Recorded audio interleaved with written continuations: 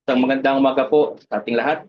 Magandang umaga po. Salamat po sa pribilehiyo po at opportunity po na makapagbahagi po sa inyo. This is my first time here in Northern Luzon. Salamat po sa biyaya ng Panginoon. Uh, kundi dahil sa kanyang biyaya, wala po ako sa inyong harapan. Kundi rin po naabot ng ganito pong pag-aaral at pagtuturo. Salamat po sa Conquerors for Christ Church. Masaya po kami, nagagalak dahil for the first encounter sa Bakawan Street. Bakawan Street ay kaming buong pamilya ay lagi namin binibiro. We are 36 years in the ministry sa aming pong church. Ngayon lang po kami na baga po natuto sa tamang katuruan ng salita ng Diyos. Sama ko po pala mga taga-Burungan. Paras pala po tayong GBBC. Gospel Bible Baptist Church. Kami naman po ay Gloryland Bible Baptist. Pero pinapangalan na lang po natin Gloryland Church. Kilala ko po mga Bible Bap po dyan sa Burungan. At marami po akong kakilala dyan. At kilala ko po kanyang pastor, Pastor Tian. Marami po mga missionaries po ang iniimbitahan. Marami din po mga churches from Bethany, Makati. Kung kilala niyo po si Pastor Lee Mark Maceda, Pastor Christian Romano, at Christian Pastor Ibanez, mga kasamahan ko po yan sa Bible School. Doon po sa Bible School namin, very shallow po ang pagtuturo. Nung na-encounter po namin itong ganitong turo, napakalayo. Doon namin napagtanto, we will be polluted sa mga pastor ni Satanas. Na-compare talaga natin, na ipakita ko sa inyo, mga ka-fellowship po namin, pasensya na po kayo. For 36 years nga po, yan po yung mga kahubilo po namin. Kasama po namin sa ministry na akala namin ay mga totoo. Pero as nakita natin kanina, ganun po, ang sanay na sanay po kami sa ganung mensahe at sanay na sanay kami sa ganung turo na ini-strike talaga yung mga members na hindi nagbibigay ng malaki. Ayaw ng 20 pesos. Gusto ay 1,000. So, salamat po. Tayo po muna yung manalangin sa Panginoon. Ama naming Diyos, salamat po sa opportunity and the privilege to study Thy Word. Please anoint us as the work of the Holy Spirit will be our illuminator, will be our teacher, will be our mentor. May the Lord give us a teachable heart, receiving heart, and submissive heart as we study Your Word. Manifest po ito sa amin as only hearers of Your Word, but be the doers of the Word. Amen. Information without application is foolishness. Thank you, Lord, for your teachings. Thank you, Lord, for Christ, for Christ Church. Thank you for everyone. Thank you for the brethren here in Pangasinan, and for the viewers and all elected people. Thank you for the gospel of salvation. Forgive us, Lord, for the things we have done, for our trespasses and sin. Cleanse us, O Lord. In Jesus' name we pray.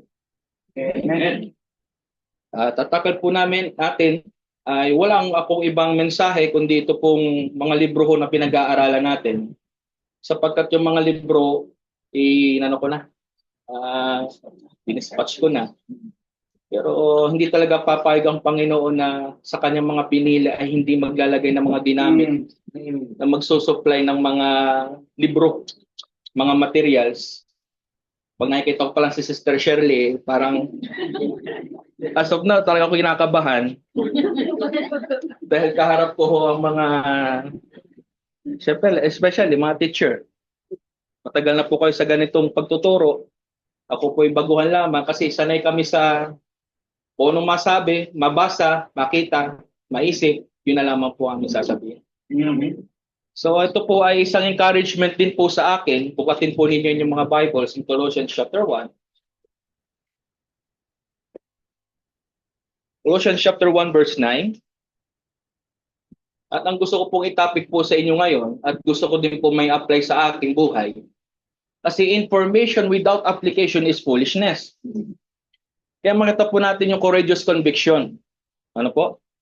Sabi po dyan, for this cause we also since the day we heard it, do not cease to pray for you and to desire that ye might be filled with the knowledge of His will in all wisdom and spiritual understanding. Kaya makita po natin dito, salamat po sa biyaya po ng Diyos. Naabot po tayo ng ganitong katuruan. Salamat sa ating pastor. Kasi ito po ang kinakailangan ng tunay na ligtas, naninindigan. Hindi tayo nag-aaral para gumaling, para maging matalino. Matalino ko nga pero wala kami paninindigan. Magaling ka pag hindi sila kaharap, pero pag kaharap mo na sila, parang naduduwag ka.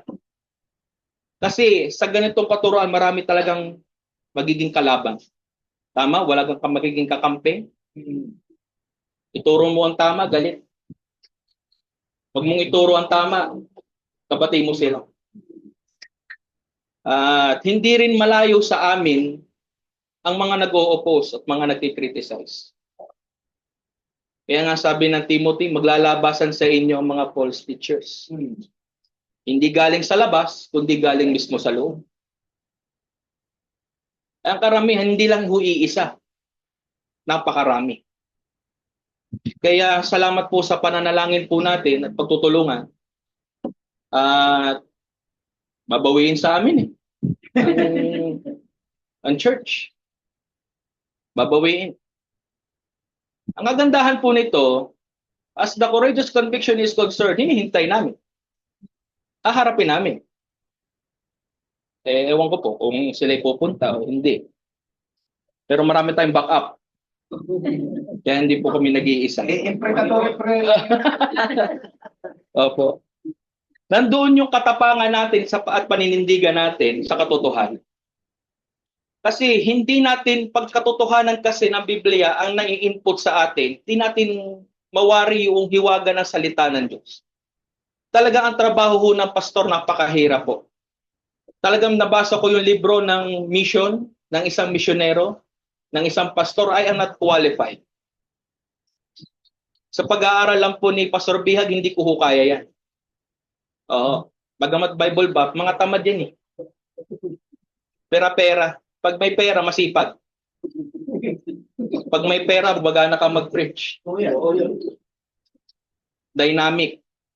Talagang, kaya sabi nga, yung ating pagtuturo, more on entertainment rather than information.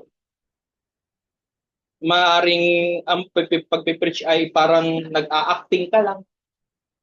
By feelings, by emotion, pero walang information. Kaya yung cycle ng ganyan, pag wala ka sa katotohanan, parang spiral, paulit-ulit lang. Walang output, walang result, walang daluyan. Hindi nagkakaroon ng ganitong impact. Kasi ito yung courageous conviction eh. Nagkakaroon ng impact for God's glory. Kaya pasalamat tayo sa Holy Spirit, our illuminator, na gumagawa at kumikilos upang mailagay sa bawat isa ang kalaman na binigay sa atin ng Panginoon. Even Apostle Paul encountered Jesus Christ in the road of Damascus, and he was a great teacher, Jesus Christ, in Saudi Arabia in 3 years. Pero ang sabi dito, for this cause we also, since the day we heard it. Ano ba yung una nilang napakinggan? Ano ba yung unang nai-input sa atin bago tayo nailagay sa ganitong gawain? Gospel of salvation. Maraming nangangaral ng Gospel of salvation, maling kaparaan at maling pagtuturo. Alam nila ang the word salvation, pero hindi nila alam din ang katiyakan ng kaligtasan. Maraming anggulo ng pagsosoul winning. Napakalinaw. There are 3 parts, 3 kasalanan, 3 kinds of death. Man needs salvation. Sin, death, salvation. Di ba? Kaya salamat po sa pagtuturo pong yan. Dahil po nagamit po natin. Yan po naman yung ating ginagawa at ina-apply. Kasi ayoko po nabasa lang. As the courageous conviction is concerned, hindi po tayo papayag na basa lang. Gusto natin na ina-apply natin, paninindigan natin. Kasi, nung testimony na rin, nung talaga pong maituro po ito sa Gloryland Church, ini-apply na po agad namin. So, merong warning ang ating pastor, magkakaroon ng interaction, magkakaroon ng talagang kumbaga, commotion or gulo or talagang nandoon yung hindi pagkakaintindihan or misunderstanding nangyari po sa church. At yun ang gusto natin. Kasi parang naging strainer ang pagtuturo sa kanila kasi nakita po sino totoo at hindi.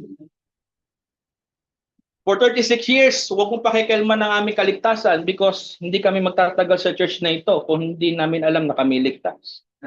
So, human effort. So religion ang kanilang movement or ang kanilang paggalak. Religion is a human effort trying to work their way to God through good works. Kasi babase sila sa good works. Kasi gumagawa naman sila sa Panginoon. Eh hindi yun ang atin. Sa atin yung ginawa ng Diyos sa atin. Kaya makita po natin dito, do not cease and desire na ito dapat ang magmanifest sa atin at nandoon yung paninindigan na mapuspos tayo ng kaalaman. Kasi may dalawang klaseng kaalaman gnosis and epignosis. Hindi tayo, alam natin ang gnosis, understanding, pero surface lang yan eh. Pero pag sinabing epignosis, malalim. Deep thorough knowledge. Kasi maraming mga pastor, shallow lang, surface lang. Kaya hindi makapag-put out o magkaroon ng output sa mga member na ganito dapat ang gawin. Ito dapat ang nais ng Diyos. Ito dapat ang tungkulin. Kasi sa faith po natin, nakabuilt in ang duty, doctrine, and practice. Kaya hindi pare-parehas ang galaw. Kaya mas pasalamat po tayo at nagpapasalamat po ang Gloryland Church dahil na-built-in kami sa tamang katuruan. Para po, yan, kung maririnig nila ang Zoom natin at may kakalat, sisikat po ako ngayong araw na to. At inihahanda ko naman po ang sarili na. Inihahanda po natin. Pagpamamonetary natin para kikita tayo sa YouTube. Wala tayong pakialam po. Kasi naninindigan tayo eh. Ano po? Kasi ito talaga ang hinahanap ng Diyos. Kasi kung talaga pinili ka ng Panginoon, ilalagay ka sa tamang katuruan eh. Hindi ka maliligaw. Kasi napakarami ho na kasabayan po namin. Napakarami ho namin. Purong gansama, napakarami ho natin dyan. Kaya ang tingin ho nila sa atin, kulto, at taga-Burunggan, at tingin nila sa atin ay mahina, walang kwenta, sapagkat sa kanila, sa pagpapalaki, sa padami ng membro, sa palaki ng Diyos nila. Malakas ang pananampalataya mo kapag malakas ang bigay mo. Di ba? Kapahinggan natin kanina. Malakas ang dating kapag ang pastor ay malakas sa politiko, mayroong mamahaling sasakyan, at luhod ang mga miyembro. Yan po ang Bible map. Yan po kami. So, naabot tayo ng ganitong katuroan, so inilagay tayo ng Panginoon sa pinakamababa na parte ng buhay ng isang Kristiyano na ito, humble. Di ba ang sabi? Humble, yung mga magmamataas ay ibababa. At yung mga nagpapakumbaba ay itataas ang Diyos. Di ba? Since the day we heard the gospel of salvation, alaman natin kung ano yung ginawa ng Diyos para sa atin, ang kanyang biyaya sa atin. Before the foundation of the world, tayo kanyang pinili. Kaya sa pag-alam namin, dati, ang Diyos nagliligtas ngayon. Because now is the day of salvation. Now is the high time. Kaya yung Diyos ngayon nagliligtas. So sa pag-aaral natin, kung ang Diyos may nagliligtas ngayon, napakahina ng Diyos mo. Because before the foundation of the we are already predestined. Kasi napakalinaw ng Ephesians chapter 1 kung paano ang ginawa ng Diyos sa church. Ano po? Kaya makita po natin dito na yung gospel of salvation napakahalaga po sa atin. Lagi po naming paulit-ulit na isineshare yan. Kahit matagal ng member, inuulit pa natin ang gospel of salvation. Pero marami nagsasabi sa amin, salvation na naman. Salvation na naman. Paulit-ulit na naman. Ang gusto namin ay kalakasan. Ang gusto namin ay Christian living. Paano yun mangyayari? Kung hindi nandoon yung intimacy mo, nandoon yung intimate relationship mo sa Panginoon. Tandaan po natin, ang buhay ng tao 70 lang compared to eternity. Kung sasabihin mo salvation ng salvation, ay hindi pwede sa langit yung nagrereklamo. Hindi pwede tanggapin sa langit yung nagre-reason out kalagi, nagbibigay ng dahilan. Samantalang ang kapalit nito ay buhay na walang hanggan. Tapos pagsasalita tayo ng salvation na naman. Kaya pag pinagbasa po natin ang book ni Pablo, patungkol lagi ito sa kaligtasan eh. Kasi kung sasabihin mong salvation ng salvation, ano ba nagiging resulta na ikaw is a person? Naglilingkod sa Panginoon. Yes. Habang buhay na ikinaglilingkod sa Panginoon. Ano po? Hindi pa andap-andap o paputol-putol ang paglilingkod. Oo. Hindi tumitigil. Nauunawaan niya si Kristo. Nauunawaan niya ang gawain. Mayroong damdamin sa Panginoon. Kaya mayroong discrepancy sa church. Kung may pastor ni Satanas, may pastor ni Kristo. Kung may church ni Satanas, may church ni Kristo. Dalawa lang naman ho yan eh. May dalawa ding klase ng member. May unbeliever, may believer. Pero, nakakalungkot po, dahil matagal na daw silang ganon, huwag daw natin pakikilma. Diyos lang ang nakakaalam.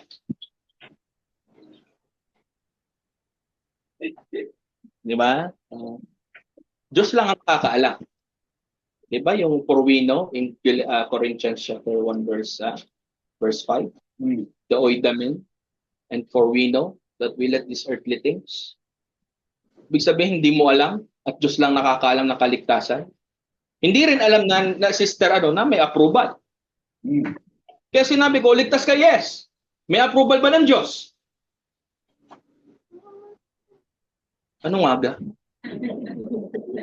Uy, sagutin mo sa pastor. May approval.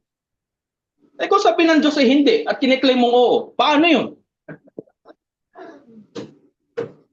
Ay tinanggap na naman ho namin, hindi nga sa pagtanggap eh. Kung pagtanggap ang pagbabasihan, walang impyerno. Lahat tumanggap eh.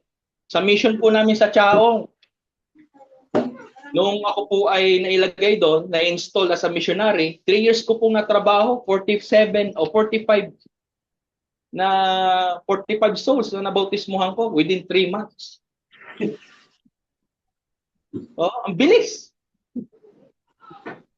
Kasi sa amin, ang po namin, go. Yun daw ang verb, go. Then, pag nailagay yung salvation, turuan ng salvation, bautismo. Kasi sunod-sunod daw yun eh. Go, teach all nation, baptize. Kaya naka-45 agad tayo. Di ba? Bilis ang application. Mabilis ang application. Mabilis din na wala. Instant, soul winning, instant nung wala. Kaya tama po yun. Pag instant tayo sa Panginoon, may instant din tayo sa harapan niya. Wala. Magiging baliwala. Kami, instant din kami sa Bible school. Lahat. Blot out eh. Wala eh. Ang layo. How much more ako? 3 years akong gumastos. Ang laki na ng ginastos ko sa Makati. Ang laki ng ginastos ko dyan. Sabi ko nga bakit ngayon lang? Gusto kong kausapin ng Panginoon, bakit po ngayon lang? Panginoon, bakit ngayon lang? Kung kailan kami tapos na, kung kailan kami established na, kung kailan umabot na ng 35 o mag-36 na ngayon eh, 36 years, bakit ngayon lang? Hindi natin alam. Bakit gano'n ang ginawa ng Panginoon? Kasi may right time and right place. Kasi tinan niyo po, ang ganda ng ang lalayo. Paano na-reach out from Candelaria to Pangasinan, Pangasinan to Borongan? Eh kung kita tamad na pastor, hindi mo napupuntahan yan eh. Kasi gastos. Kasi ang gusto agad ng pastor, magkapera dito. So dito na lang siya. At kung may pupunta man doon, kailangan may makukuha siya doon. Ano po? May makukuha dapat siya. At kapag may nakuha siya, pupunta sa airport, mag-ibang bansa. Mamamasyal.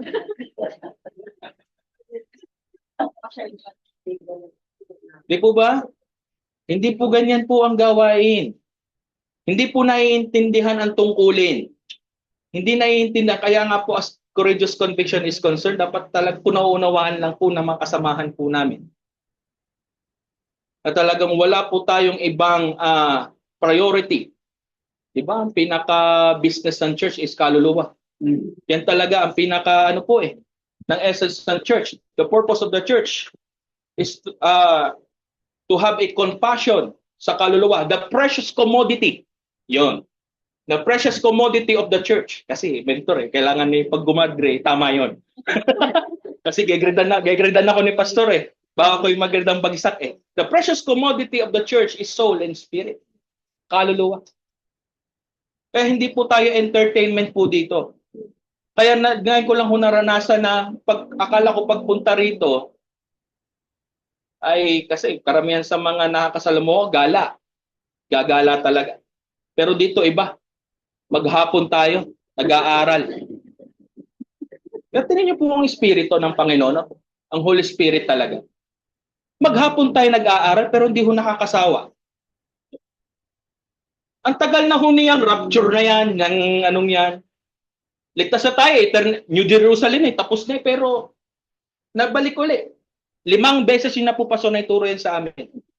Pero nalilito pa rin. Pero, nagkakaroon ng impact May ibang katanungan, mayroon naman nagkakaroon ng ibang insight, may mga bago natututunan. Yan ang espiritu talaga na hinahanap ko. Amen. Yan pong espiritu na hinahanap natin. Lalo na ang Gloryland Church, yan po dapat.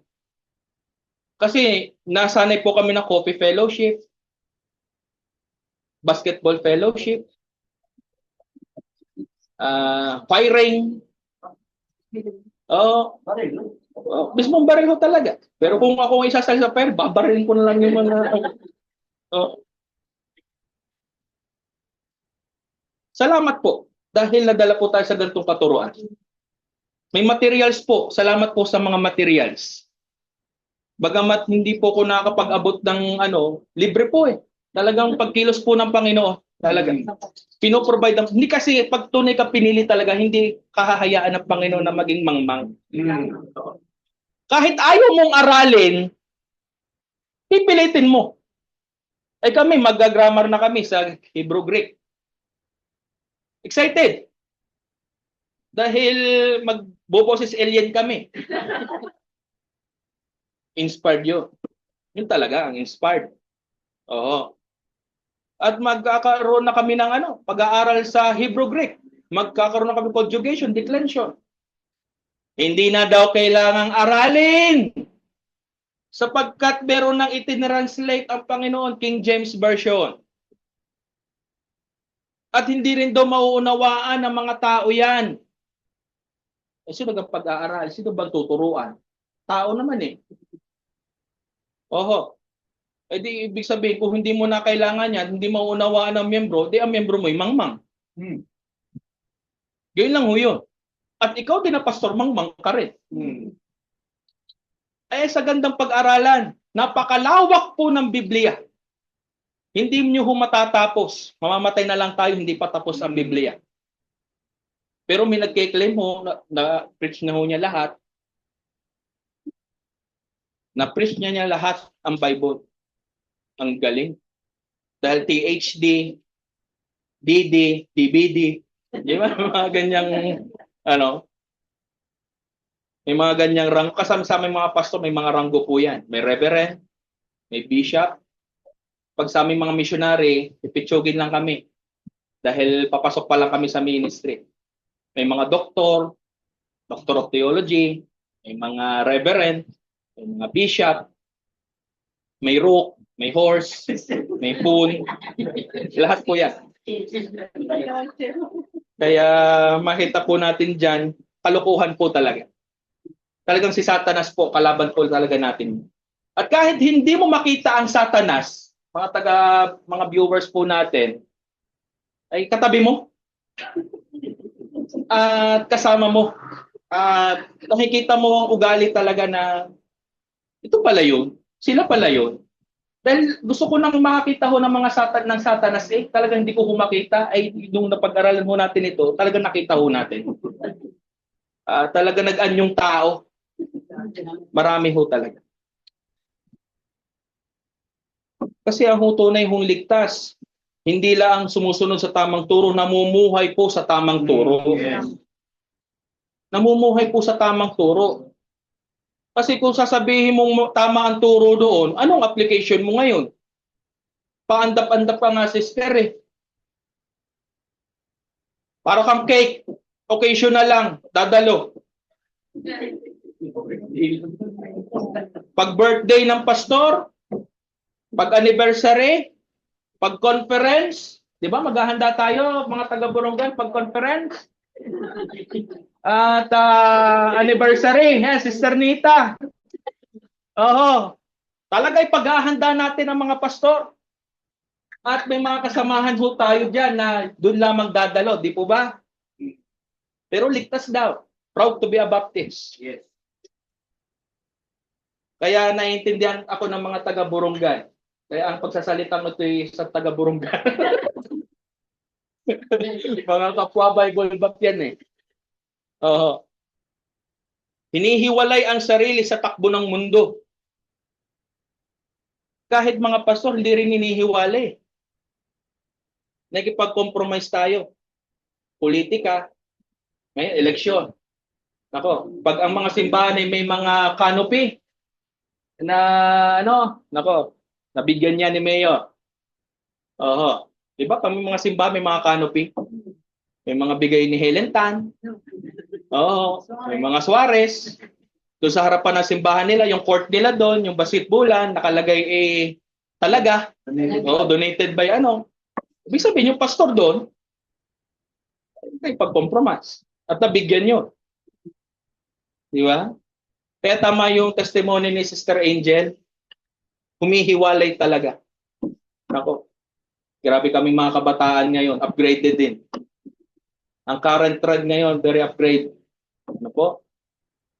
Ang dami na rin sa aming mga simbahan, kahit turuan mo. Kasi hindi nga pinili eh. Kahit turuan mo ng turuan ng mga kabataan, pag hindi talaga pinili, hindi talaga yung susunod. Be not unequal yoke together with unbelievers. Unbeliever pa rin eh. Ngayon, Valentine's Day, ewan ko kung anong balita sa mga young people. Pero natuturuan. Attentive sila, pero walang impact eh. Kaya tayo talaga ang makagawa ng ganito dahil tayo pinili ng Panginoon. Bagamat ayaw nating parang minsan gusto nating makihalubilo sa kanila, pero ihihiwalay ka talaga ng Panginoon talaga ang kikilo sa iyo. Hihilahin ka niya. Bakit hawak ka niya eh? No one can pluck them out. Kasi yung tinuturo natin kahapon yung decree. Hawak ta ng Panginoon. Nothing can separate us from the love of Christ. Nor principalities, nor heights, nor depths, kahit sino dyan. Walang makakaagaw sa paghawakan ng Diyos. Pero kung tayo ang hahawak sa Panginoon, makakabitaw tayo. Tingnan niyo po, as the courageous conviction is concerned, alam at tiyak na siya ay ligtas. Kaya ako'y nakakasagot eh. Kaya meron ganito. Buti nakakaano yan. Alam at tiyak na siya'y ligtas. Pag tinanong mo, sister, ligtas ka ba? Opo. Paano mo masasabi na ikay tunay na ligtas? May tinanggap ko si Jesus. Ano pa? Wala na. Yun lang. Siya. Shallow. Yan tinatawag nating easy-believism. Madali. Pagtanggap. Akala hanggang dun lang. Ay tayo ang tanungin. Paano natin malalaman na tayo ligtas? Oo. Kaya tanong sa akin ni Sister Nita, paano niyo po, Pastor, malalaman na isang tao ligtas? Yun, sinagot ko siya. Yun ang very accurate eh. Oo. Pinangalan ko na very accurate. Romans 10:17 and 1 Corinthians chapter 15, verse 1 to 4. Ano po? Kaya makita po natin, ano pa ang kahalagahan ng paninindigan? Alam niya at sigurado talaga siya kapag namatay sa langit ang patungo ng kanyang kaluluwa. Tayo pa ba yung magkakaroon pa ba na ng ambisyon sa mundong ito? Kung sinabi ni Pablo na hindi ko minahalaga sa akin ang mga bagay na mahalaga, kundi itinuring kong itong dumi. I counted not them but down, that I may win Christ. Pinahahalagahan niya dun yung kaluluwa. Hindi ang laman. Kaya tinan niyo po, sa bawat pagbiyahe po natin, hindi natin nararamdaman ang pagod. Bakit? Ang Holy Spirit eh. Yung kaluluwa. Pag tayo ay kumikilos sa laman, talagang pagod. Talagang aantokin. Mawawala ng gana. Ultimo, pagdating natin dito from Pangasinan, ang layo. Tapos nag-aral pa tayo. Aral agad. Saan ka makakita ng ganong espiritu? Ay dapat nagpahinga agad yun eh. At picture-picture, post-post. Bawal yun. Oh. Talagang sa ano namin. Picture-picture, post na ng post, pahili. We're in Pangasinan. Hindi po yan eh. Paggawain ang pupuntahan, dapat nasa gawain. Yes. Kung ano yung priority ng pupuntahan, yung dapat ang gawin. Kaya hindi failure ito eh. Wala hong failure sa gawain. Bagamat Sister Rubian, hindi nakapunta yung mga na-invite natin, ramdam po ang inyong nararamdaman. Bagamat may lungkot, at least ay ramdam natin. At least ay nararamdaman natin yung ano nila, sayang. Sana Gospel of Salvation ang ano ko. Oo. Kung meron lang Gospel of Salvation, titingnan natin, Pastor, kung nasundan ko yung ano ninyo, pagpe-present. Pero hindi yung diction pero pwede rin.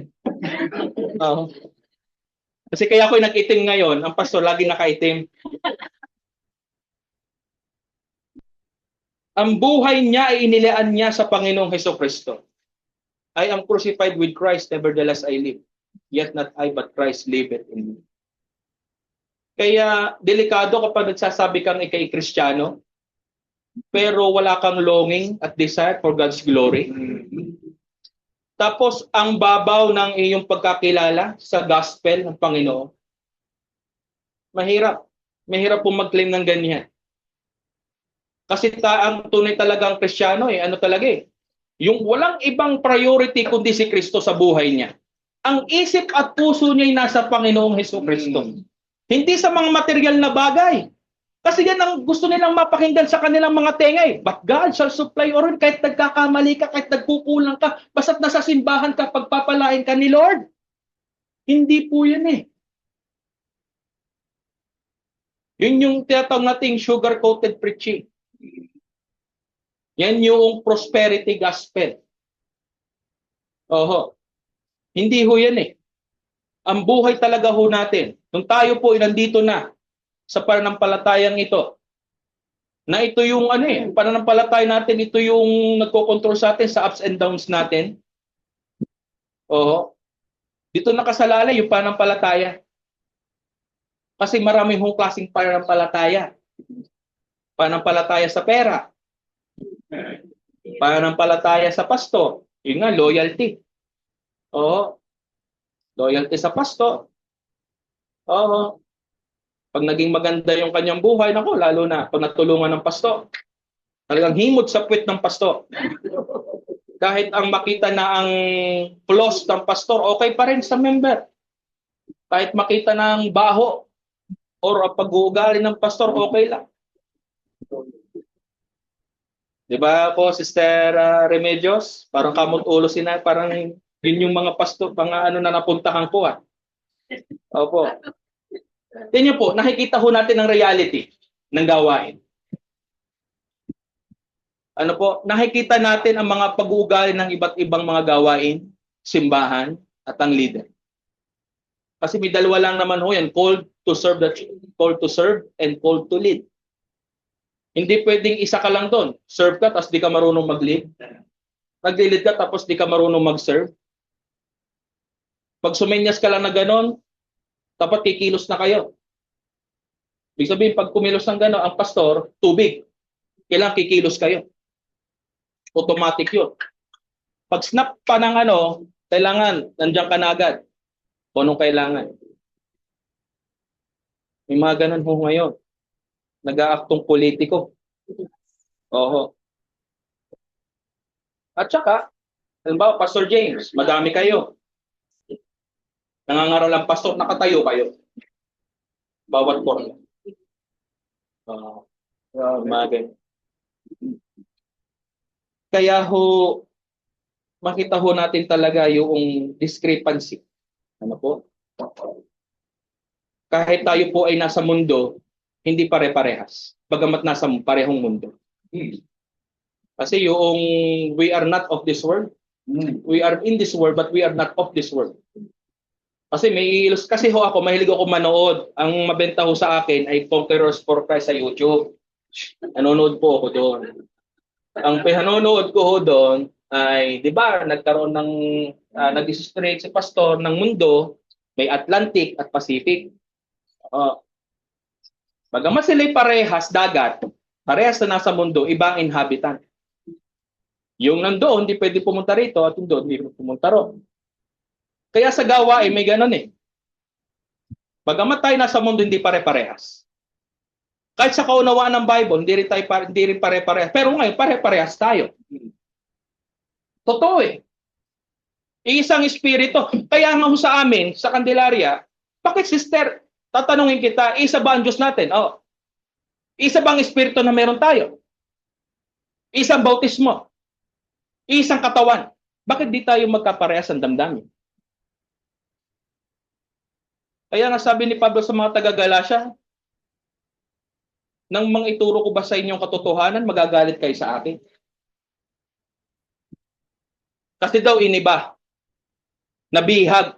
Di ba? Sabi doon sa Ephesians, we are the prisoners of the God. O sa Ephesians chapter 4. Pastor, tamang-tama eh. Talaga nabihag talaga yun.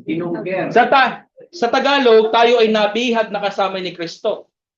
Ay iba naman ang mindset nila kasi yung the word bihag sa kanila. Ano yan, sa tenga nila. Lalabas. Oo. Pero sineshare naman namin kay Pastor. Pastor, ganito po ang ano sa inyo. Kung umat kami nasasaktan, ay okay lang kay Pastor eh. Ewan ko, ba't okay lang sa inyo? Sanay na eh. Oho. Kaya sabi ho dito sa panindigan, any dead fish can float down the stream. It takes a live one to fight the current.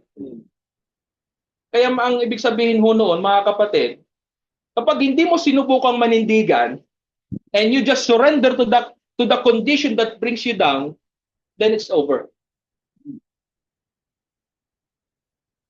Wala ka na. Pag napagtulungan ka na nila, wala na, panindigan mo. Kailangan. To fight, it takes a live one to fight the current. Oho. Kahit talagang ano yan. Kasi, ang kalaban natin talaga ho dito, hindi ho iba sa atin. Hindi kayo, safe kayo, kami. Safe kayo, kami. Oh. Kasi kayo, nasimulan na eh. Oho. Kaya nga sabi ko, ba't ngayon lang yan? Kung dapat nagsimula kayo, parehas tayo nagsimula. Para walang gulo. Ano tayo? Siguro, kalooban na rin ng Panginoon. Ba't masubukan itong conviction na to? Kasi kaya gusto ko po ito maimensahe, hindi lang para sa inyo, kundi para sa akin. Kasi ayoko na binasa ko na hindi niyo naman nakikita sa buhay ng nagtuturo. Akala ko ba si Pastor Jeremiah kasama natin, di pala naninindigan, nag-ano na. Ayaw natin ho ng gano'n. Kailangan nanindigan ho talaga tayo. Especially sa mga taga-Borongan, mga ka-Bible bab ko dyan. Oho. Those who make an impact for the cause of Christ must have the courage of conviction. Kaya makita po natin dito sa Romans chapter 12 verse 2 na talagang dapat makita talaga na tayo isang tunay na pinili ng Panginoon. Be not conformed to this world, but be transformed by the renewing of your mind. To prove what is that good. To prove it. To prove. Dito talaga masusubukan, mapuprove talaga. What is that good and perfect will of God? Na ang buhay natin, inilaan na natin sa Panginoon. Hanggang anong oras po ako? Baka mapasarap po ako eh. Dahil sanay po ako ng 1 hour and a half. Hanggang 11. Hanggang 11 o 5. Kaya po masarap nga. Hanggang 15 minutes. Kaya masarap nga po mag-tour pag katotohanan. Kahit hanggang hapon pa. Kaya nga masarap. Kaya po, Pastor, iba, yung na-encounter ko po ganitong pagtuturo, bakit ang bilis ng oras? Eh, nasa introduction pa lang ako eh. Siguro babalik na. Siguro babalik na lang po ako dito. Dito ka na. Iwanan ka. Dito pag nakita ko si Sister Cheryl, parang ano na eh. Pero nung narinig yan, tuwan-tuwa yan. Oo. Kaya nawala ng sakit. Luminaw ito. Kasi ho yung karunungan ho ng Panginoon, hindi yan magiging totoo sa atin kapag hindi ho tayo lumalago sa Panginoon. Ang bata po, ang isang sanggol, hindi, ano yan eh, hindi yan lalago, hindi pinapakain. Yan ho trabaho nating mga pastor po. Ako bilang baguhang pastor, minsan eh, ano ba talagang gagawin ko? Minsan di ko talaga alam eh, ano ko sisimulan, anong gagawin ko. Pero salamat na lang sa turong ito, alam ko na ang gagawin ko. Pero nung alam ko na, ang dami namang bumabati ko. May gusto kang abutin, yung aabutin mo, lumalayo naman, umaalis naman. Oho. Kaya, ano eh, kung kailan ka may kargado, talagang kargado eh. Ay wala, lumalayo sila. Oho. Kaya ho, sa courageous conviction, nakikita na siya ay nagbabago. Kaya salamat po sa ganitong pagtuturo, may bunga. At kami yun. May bunga. Oo. Pero nyo, nangananalangin lang ho kayo sa isa, buong church. Oh, yun nyo yun? Hindi, nagbago ang kaisipan sa Panginoon. Meron naman, nagbago ang kaisipan kay Satanas. Yung dati pala ng kasama namin, ako, nagbago. Talagang literal na nagbago. Oho. Kaya makita ho natin dito, the source of the knowledge is the Bible. Walang ibang source ng karunungan kundi ang salita ng Diyos. Kaya tama lang po na mag-aral ho tayo ng Hebrew, Greek, Aramaic, at Septuagint. Dahil doon ho talaga natin, tinan nyo ho, knowledge, sa Tagalog, karunungan. O, yun lang eh. Pero pag pinag-aralan mo pa yung word na yon sa Greek translation, epignosis. Meron pa palang dapat malaman pa. Deep thorough knowledge. Kaya ang turong yan. Matindi yan. Oho. Pag binangga mo yan, yari ka talaga. Ituro eh. Oho. Because the word of God is the food that fuels the growth of the new self. Fuel ho natin. Kasi tanyo, hindi rin ho kayo makakapag-share ng ganito kung hindi kayo na bigyan ng karunungan ng Panginoon. Kung ang fuel lang sa akin ay kalahati lang, hindi makatakbo ng ayos, Pangasinan hanggang dito, wala kang din hanggang Pangasinan, nag-fuel ka lang ng kakaunti, hindi ka makakarating. Sa karunungan ng Panginoon, hindi mo maaabot ang karunungan ng Diyos kapag kukunti lang na yung nalalaman mo. Di ba po ba? Kaya makita ho natin dito, ito yung gustong gawin sa atin ng Panginoon. How fast the believer grow? Paano mapapabilis? Oho. It depends on how much knowledge they put into practice in their lives. Depende ho yan sa atin. Kaya sa pag-aaral ito, na-encourage tayo maging matyaga pa. Maging masikap. Sa pag-aralan mo, nalimutan mo kinabukasan, pagtulog mo, nalimbag, hugay ng tao. No? Pag-aralan natin ngayon, Kabukasan, limot na naman. Ano nga yung sinabi ni Pastor? Nalimutan ko na. Kaya kailangan pag-aralan. Kasi sa amin pong profess, pag naituro na, hindi na kailangan pwedeng ituro dahil naituro na. Paulit-ulit. Kaya kung makikita ho natin, bakit po nagkakaroon ng ganong katwiran pala? Bakit nagkakaroon ng ganong katwiran samantalang Word of God ang pinag-uusapan? Pag binasa mo ito, never cease to pray and desire to have a knowledge. Sabi ni Pablo sa Colossians 1:9, binabukasan yung pa rin naman ang sinasabi. Hindi ba nababago eh? Hindi nga pinamamahayan or hindi nga napifield ng Holy Spirit. Holy pilit. Holy pilit, hindi Holy Spirit. Marami kong pilit sa amin. Pilit sumimba, pilit umawit, lahat o pilit. Pilit dumalo. Late na nga dumating, tingin pa sa relo. Di ba mga taga-Burunga, Bible Bapye, ano? Nakatingin sa relo. Late nang dumating, nakatingin pa sa relo. Ang haba mag-preach na pastor. Ulit-ulit na lamang. Talagang kung ano nga po talaga. Wala talaga sa Spirit. Hindi ho natin pinakikilos dito yung laman, kundi Espiritu ng Panginoon. Yun yung natatawa ho tayo sa ganun. Yung pala ang trabaho ng Bible Bap, no? Yung pala ang trabaho ko. Kapag ang isang estudyante ang nagtuturo pastor, hindi nyo pakikinggan. Kasi estudyante eh. Sa ganun? Oh, hindi nyo pakikinggan. Kasi estudyante ang nagtuturo. Ito may nagtutuwa. Tuwa. Ganun ho. Lalayasan ng pastor, iihi, paihi-ihi, may palabas-labas. Pagkatapos ng junior pastor, saka siya papas. Kapal ng ito. Kaya hindi ko kami na-encourage. Kaya sa pagdating sa pag-aaral, copy-paste. Oh. Hindi nga po, copy-paste. Dahil kung ano, kasi salamat din sa, nagpapasalamat pa daw sa social media dahil nakokopya daw yung mensahe, nakokopya rin yung itsura, nakokopya rin yung gesture, nakokopya lahat. Pati panalangin, kopya-kopya. Kaya yung pag-pray, thank you, Father. Thank you for the... Mga ganyan. Hindi naman nag-i-English, biglang nag-English. Kopya pala. Niloloko ho ang gawain. Niloloko ang gawain. Hindi seryoso. Hindi seryoso.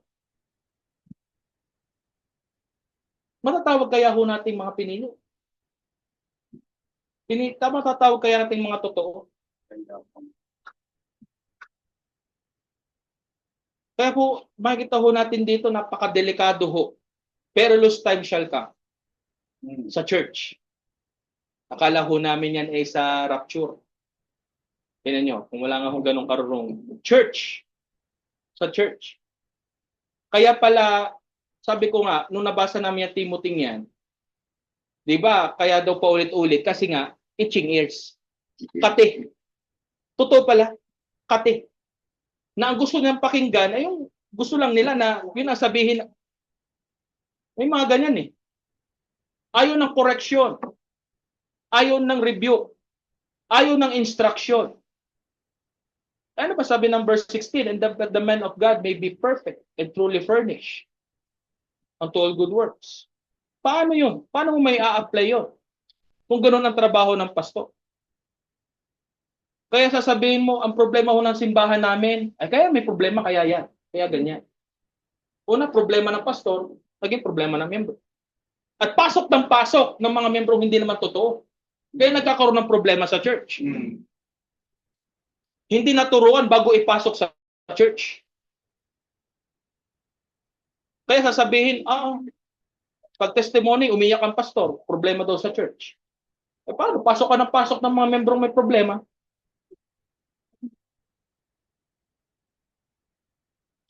Nagkangaral ka, hindi sumusunod ang membro. Paano may problema na ipinasok mo? Sino may kasalanan?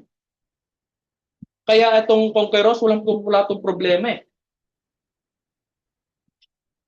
Wala. Nakikita ko sa inyo, wala ko kayong problema. Wala. Karamdaman lang. Dahil kain ng kain. Mamaya kakain na naman. Busog na sa spiritual, busog pa physical. Oho.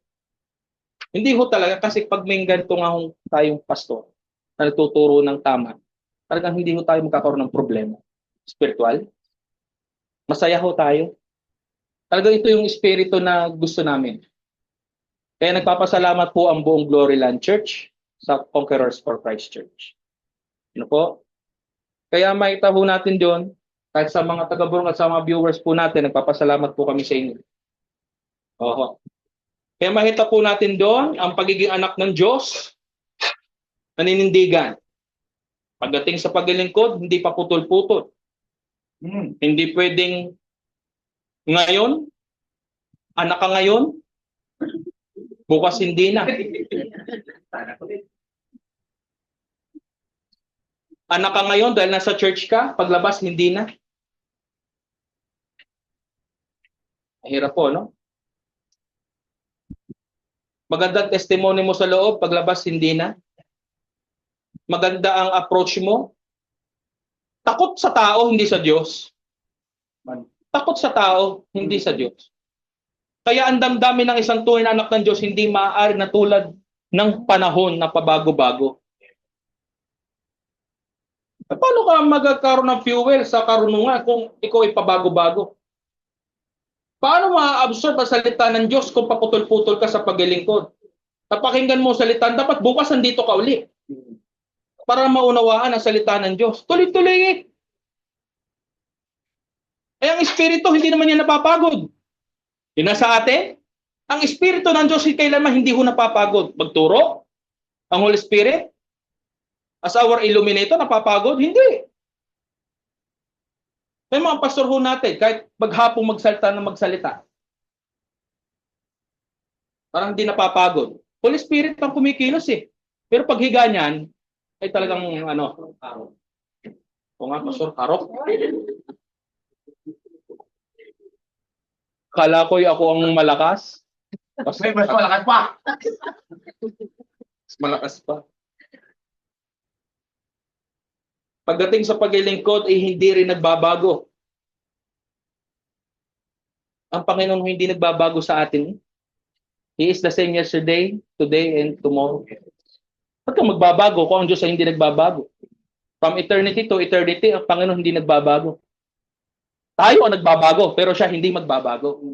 Hindi siya maapektuhan ng anumang flaws natin, kasalanan, paglayo. Hindi siya maapektuhan. Nanatili siyang Panginoon. Saan magagawa mo? Buhat ng iking manampalataya mula noon hanggang ngayon, naglilingkod ka pa rin. Kaya sa Bakawan Street, since the day we heard it,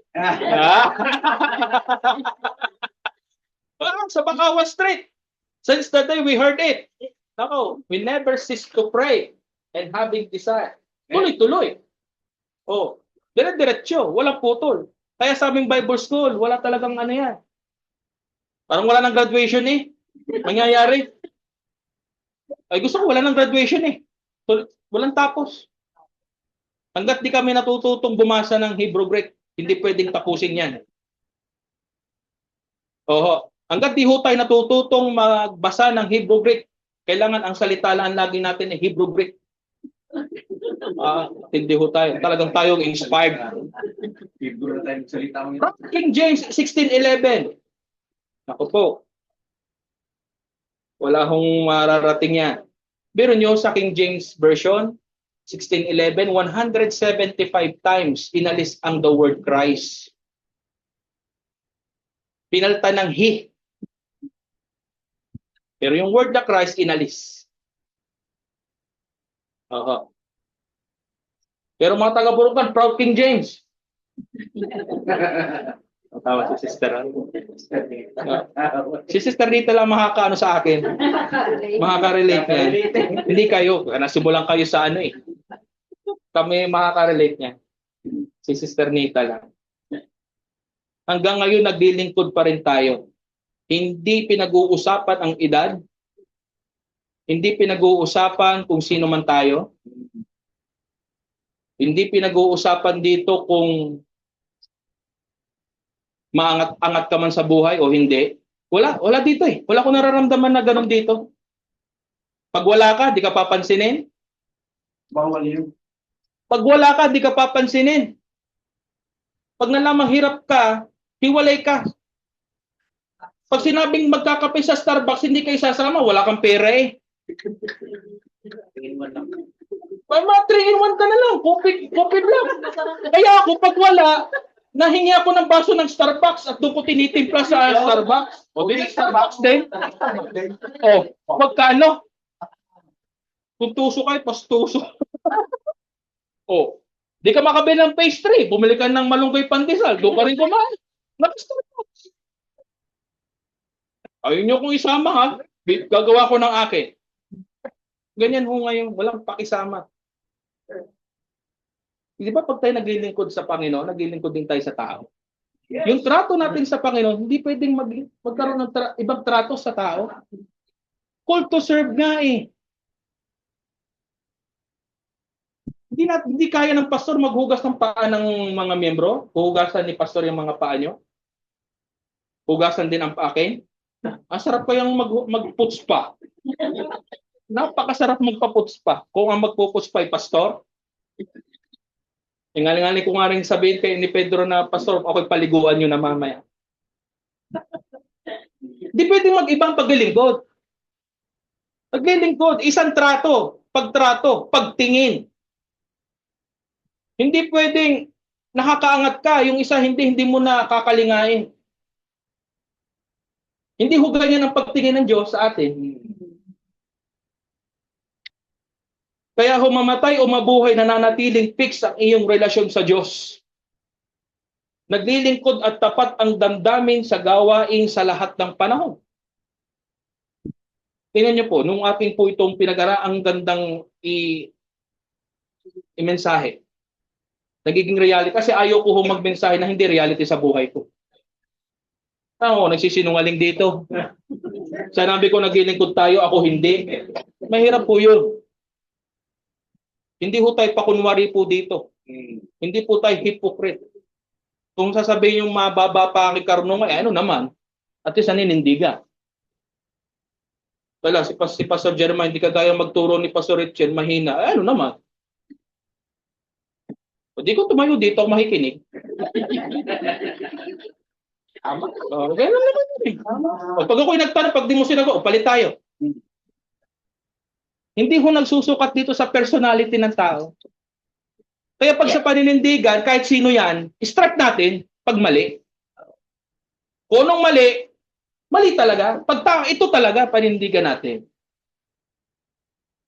Ang hirap, ang yayabang, wala namang alam. Yung talaga tayo nagagalit eh. Yung wala nang alam. Ano ba doktrina ng alam nyo? John 3:16. Tanong, doktrina ba yun? Yung ang yayabang na ng datingan, pero wala namang alam. Kaya salamat po sa Conquerors for Christ Church. Ang pinupuri ko yung Panginoon sa buhay po niya. Yes. Amen. Yes. Panginoon. Dahil kung wala din ang Panginoon, wala rin ho kayo. Panginoon ho ang pinupuri ho natin dito. Kaso nga lang, sa ibang mga kapastoran, ang ini-strike kayo dahil ninyo. God, Paul, Bihag. Hindi tayo dito. Na-misinterpret sa mga viewers po natin, ikalat nyo po ito. Ready naman ho tayo eh. Hindi ako pastor, sabi sa akin, pastor, pag-preach ka. Ayo, pag-preach tayo. Ikalat nyo yan. Ikakalat natin yan. Manood sila. Yun talaga naninindigan. Hello, sabi, pastor, huwag na tayo mag-zoom na ganyan. Baka may share pa eh. Hindi, share mo. I-share natin. Oo. May mga pastor din na hindi naglilingkod. Membro ang pinaglilingkod. Ang membro naglilingkod sa pastor. Baliktad. May tagapagluto ang pastor pag araw ng linggo, ha. May dietary ang pastor. May para nutrition, may mga ganon. Pagluluto kayo kasi, ang sabi ay, feed me first. Di ka kay Elijah? Feed me first. So, ang pakakainin muna, pastor. Ay, gusto din namin yun. Nakang Bible Hub eh. No. Gusto din namin yun. Talagang dadalhan ng pastor ng pagkain, may dessert pa, may chocolate pa. Membro. Tapos ay ang membro, anong dyan? Wala pa kailan. Basta busog ang kanilang ano eh. Naglilingkod ho tayo ng tama. Naglilingkod ho tayo ng maayos. Biblical. Kapag ang paglilingkod mo hindi nakaano sa Panginoon, tumigil ka na. Kaya sabi ko nga sa Panginoon, oath ko sa Panginoon, ko yung mawawala sa arena ng ano, alisin ako. Kasi uso yung apostate eh. Nag-slip away. Sabi ko, Panginoon, wag naman sana. Ayoko mangyari. Pero kung ano naman, alisin mo ko. Nagawa. Ay, yung iba, hindi tumanggap na siya alisin. Napaka-pride pa. Alisin ko. Kaya ito pong pag-aaral natin ito napakahalaga po para sa atin. Para lumawak yung ating kaisipan, yung puso natin sa Panginoon. Tingnan niyo po, sa pagtayo ko po dito, hindi po ako kinabahan. Isang espiritu eh. Hindi yung yun nga po. Wala eh. Wala dito na gano'n. Bagamat first time. Yes. Unang encounter, exposure. Wala po tayo naramdaman ka ba? Dahil isang espiritu natin sa Panginoon. Paras tayo naninindigan. Sige po, tapos na tayo. Ating pinabitin. Ay, nasa ano pa lang ho tayo. Wala pa tayo dun sa ano. Ang dami po nito. Oo. So, salamat po sa Panginoon. Salamat po sa mga viewers po natin sa Burungan. Salamat po. Kay Pastor John. Pag tayo nag-meet, Pastor John, dami natin pag-uusapan. Pag mula akong bibisayain, hindi kita maintindihan. Siguro, mga nabanggit kong pastor ay kilala ni Pastor John. Kilala. So, salamat po. Tayo po'y manalangin. Ang maraming Diyos, salamat po sa pag-aaral po ng itong mga salita. Salamat po sa Holy Spirit. Nagturo po sa amin. Nagbigay ng kagalakan po sa bawat isa sa pag-aaral po ng itong mga salita. Salamat po sa pagtanggap sa atin. Salamat po, Panginoon Diyos, sa opportunity pong ito na ang Conquerors for Christ Church ay naging daan, Panginoon Diyos, para ilagay ang mga tinawag mo sa tamang katuruan ng inyong pong mga salita. Tamang layunin, tamang pag-ilingkod. Nandun, Panginoon, yung intimacy bawat isa sa inyo. Panginoon Diyos, salamat po. Salamat pong Pastor, Pastor James, Pastor Richel, kapatiran po ng Pangasinan, kapatiran sa Bagtas, dito po sa Burungan, at sa aming po mga viewers, mga nanonood.